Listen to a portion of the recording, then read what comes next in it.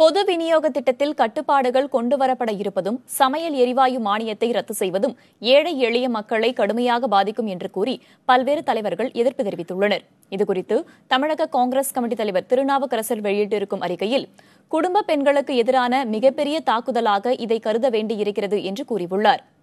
வைகோ வெளியிட்டிருக்கும் அறிக்கையில், உலக வங்கியின் உத்தரவை ஏற்று பொது விநியோக திட்டத்தை முடிவுக்கு கொண்டுவர மோடி அரசு திட்டமிட்டிருப்பதாக தான் ஏற்கனவே எச்சரித்திருந்ததாக கூறியுள்ளார்.